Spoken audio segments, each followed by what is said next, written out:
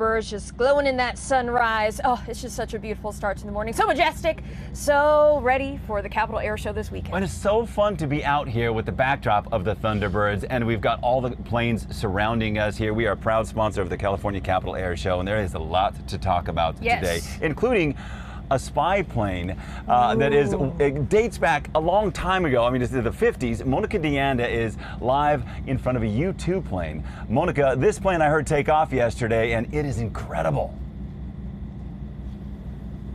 Yeah, it is. Richard, Melanie, check it out. This is the U-2 here, and it was used, like you said, to do some intelligence. And it flies, I just learned, at 70,000 feet. That's really, really up there. To talk a little bit about that, I want to bring in Darcy Brewer. I mean, just talk to me about how high up these aircrafts usually fly at. Well, this aircraft flies at 70,000 feet, which is the edge of space, and a spacesuit is required to operate it. And, I mean, Saturday is a very special day. We have, you're right, you were telling me it's a really important day for women in aviation. It is. It's Girls in Aviation Day internationally at over 150 locations across the globe. We're going to be celebrating women in aviation, and what we do is we bring out a whole bunch of little girls and give them pink backpacks, fill them with educational, fun activities, and show them what's possible for them by letting them spend the day with role models and mentors that can help guide their way to flying something like this or anything else, designing it, flying it, maintaining it, all the cool jobs that girls can do. And that's wonderful because we're going to get to hear from females who have flown these kind of aircrafts, correct?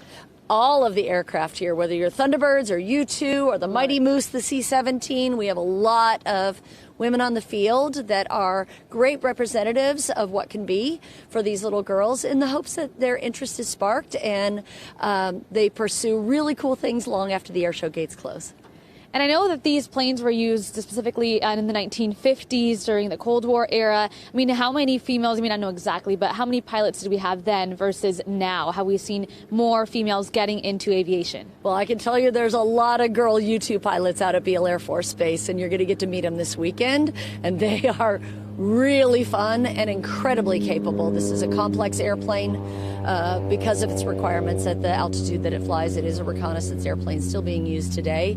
And there's very few places in the world that you can get up close to it like we're doing right now.